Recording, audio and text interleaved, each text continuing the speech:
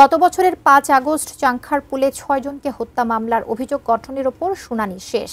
আদেশের জন্য আগামী ১৪ জুলাই দিন ধার্য করেছেন আন্তর্জাতিক অপরাধ ট্রাইব্যুনাল ১।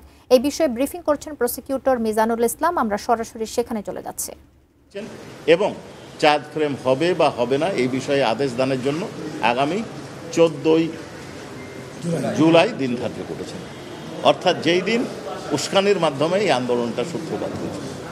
আপনি সবশেষ যে কথাটি বলছিলেন যে সিস্টেমেটিক ওয়েতে স্প্রেড ওয়াইড স্প্রেড ওইটা একটু বলবেন, মানে কিভাবে এখন আসলে এই বিষয়গুলো তো এই বিষয়গুলো ট্রাইব্যুনালের বাইরে ব্যাখ্যা করার বিষয় নয়। তারপরেও বলি, আসামি পক্ষ থেকে একটা প্রশ্ন উত্থাপন করা হয়েছিল যে সারা দেশে ওয়াইড স্প্রেড সিস্টেমেটিক ওয়েতে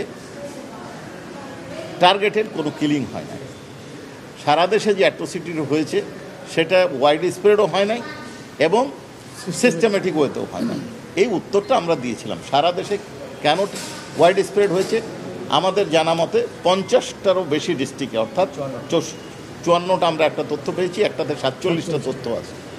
এইখানে একই ধরনের অপরাধ সংঘটিত হয়েছে। কী অপরাধ একই ধরনের?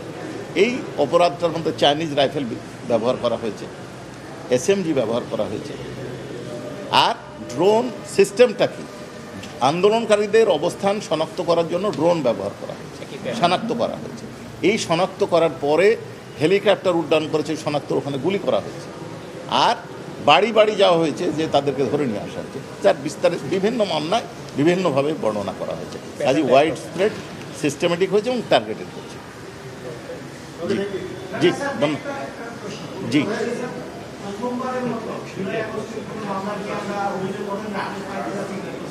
জি আরেকবার বলেন।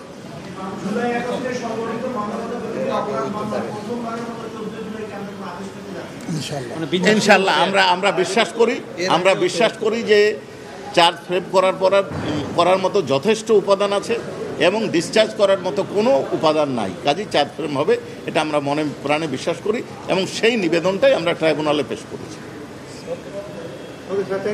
জি ধন্যবাদ।